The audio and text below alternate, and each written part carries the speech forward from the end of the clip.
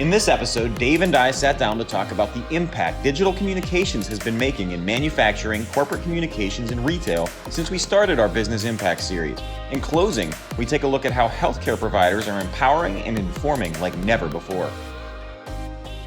If I am on the phone with a manufacturing client, IT is typically who I'm speaking with.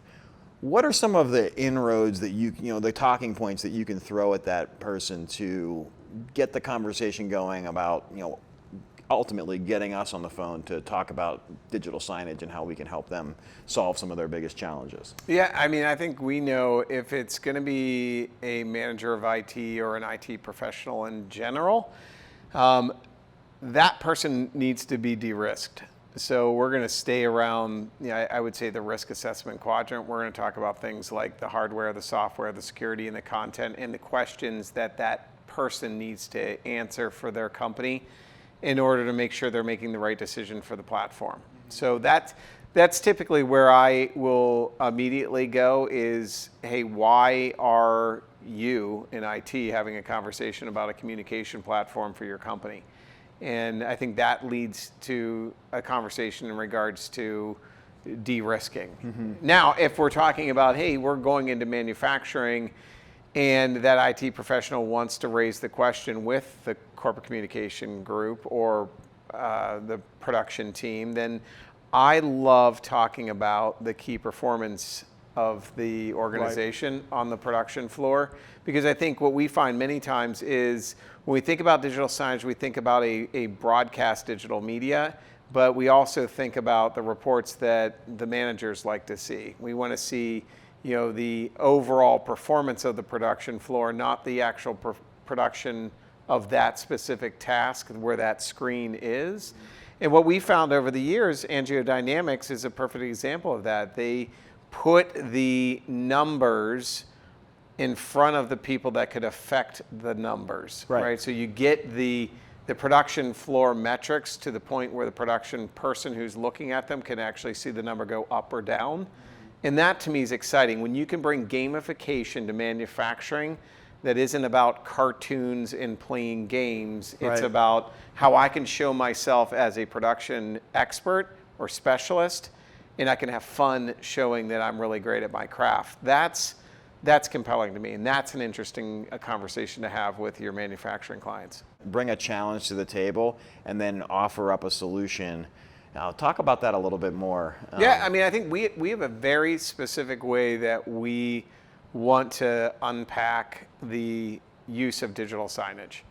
And so, the first step in any of that is making sure that we do have somebody who's qualified to take that next step into looking at a communication vehicle that's going to inspire the action of the audience that they're in front of.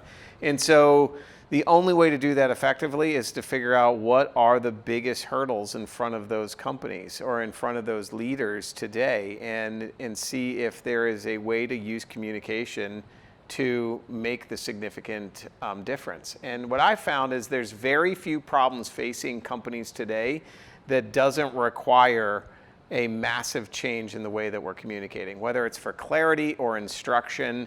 That has to be first and foremost in the eyes of that leadership, and where better to do it than when people are in their most vulnerable state, when they have their mobile phone put away or they're on a production floor and they don't have any other communication device in front of them except for maybe a display. That's the perfect time to start to inspire action in a direction that makes the company more successful. I think retail is one that we talk to almost on a daily basis and is a huge area where opportunity exists for digital and digital communications, both on the corporate communication side, which we've already addressed, but then also in the retail stores. And so bringing that up with these reps, one of the biggest challenges that we've seen that retailers are falling victim to is believing that Amazon is killing retail, and you have a great story to tell there. Well, I'm passionate about exploring the superpowers of the brick and mortar retailer, and that is the power of being able to touch the product, feel the product, and as a consumer, I too can get de-risked, right? Because the product is right in front of me. I think anybody who leverages the technology to get the consumer to not touch the product is missing the point. I see the value at times in an endless aisle solution, but I think that we should focus more on using technology to complement what's going on in the store. I don't believe that you should virtually try on any products. I think as a superpower, if I have the product in the store, why do you need to virtually try it on? You could actually go touch and feel and really feel the quality of the products that these retailers have, and I can take it with me out the door. So let's celebrate that lifestyle. Let's celebrate the functionality of being able to have fun in the store and do it in a way that I couldn't do it if I was at home in front of my computer or on my mobile device. Craziest thing that we've noticed over the past year is it's been longer than that, the boom in user-generated influencer-created content and how retailers, the 70% of retailers today are leveraging that in a big way. 90% of consumers will admit that's how they base their decision-making process, on what the other users, people like them, are doing with products and brands.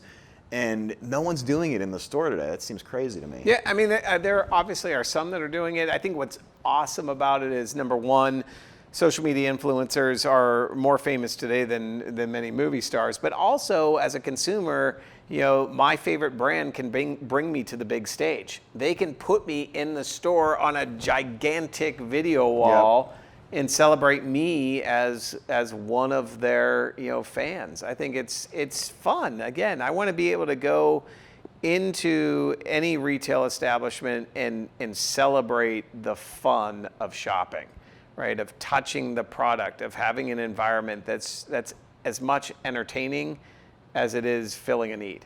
And I think voice is just one of those. I think we have another product, Sell, that actually provokes that passion in the store, right? So if it could be simple, it's exclusive, it's a limited time offer while I'm in that store at that particular time. Again, just celebrating the superpower of the in-store experience that can't be duplicated virtually on a computer. Right. I think it's incredible.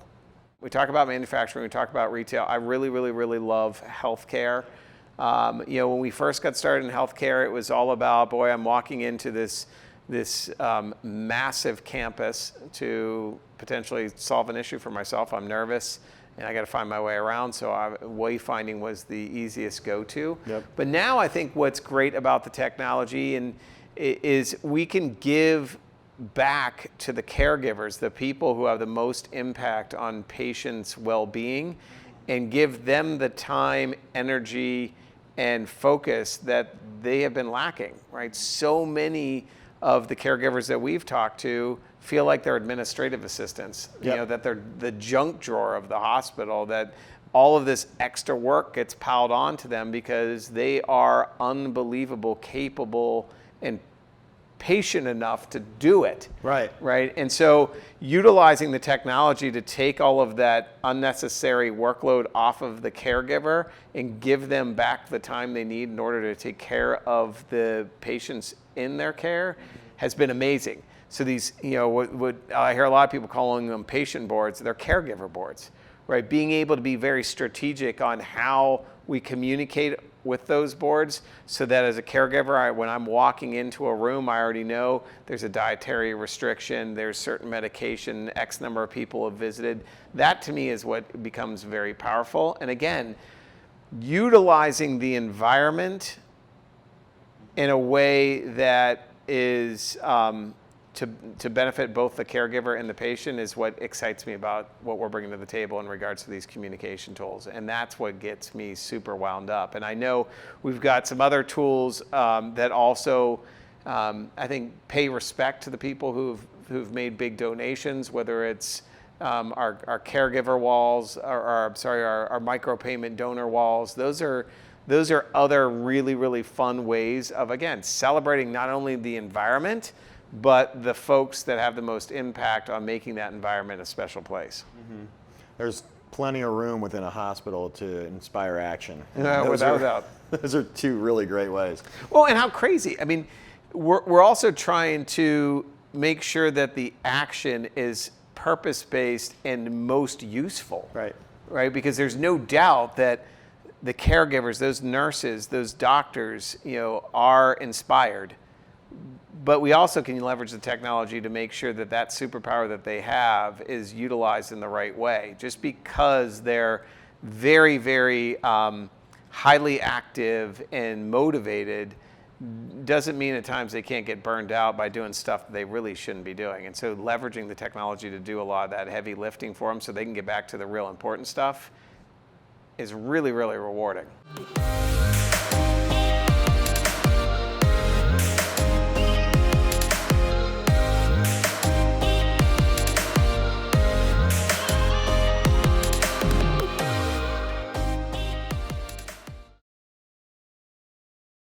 I'm going to intro each of these clips so that Ryan knows where the break is. So this is the intro clip for Highwoods prior to us cutting to the interview. What happened? It always does this. All right. Am I better closer? Oh, touching my knee. All right. So Dave, Yeah, that's comfortable. yeah. Dave is asleep. He just drooled on the table. So Ryan, this is 7:40. I'm gonna move on to 7:40 to 9:45. That was 9:45. To your point that you just made, Dave. Yes. So Dave, Why do you have that voice now? because I'm angry. So Dave,